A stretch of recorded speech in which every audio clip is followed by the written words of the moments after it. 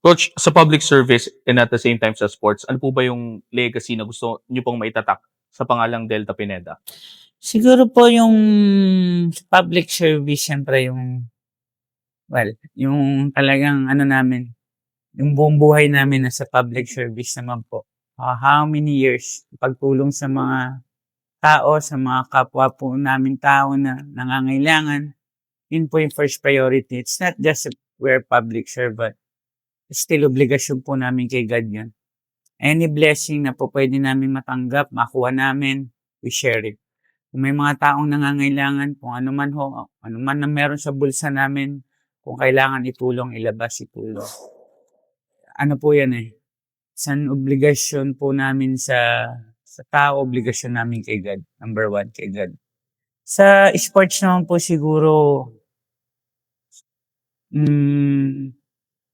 ever since po, pag-develop ng bata. Imagine, before Arwin, may mga players na po kami na na-develop na rin eh. And then Arwin, retired na rin po. Ilang taon na. So, ganun na po katagal yung programa. Yung pagtulong po sa mga bata na lalo na dito sa sports.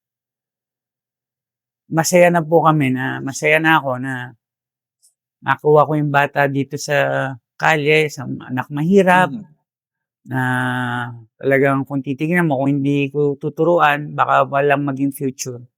So, binigyan ko po ng oras yung mga bata na yan na gastusan, tulungan, mailabas yung talent nila. Ang tanging bayad na lang sa akin ay makita ko yung mga bata nandun sa Pro League. At makita ko yung buhay nila na from here, nandito ngayon. Yun lang naman po yung bayad sa akin ng mga yan. Kung gastos o pinagkakitaan, tanungin niyo po yung mga bata na yan, siguro walang magsasabi na kumita ako sa kanila. Baka abonado pa ako until now, nag-aabono pa rin po ako sa kanila.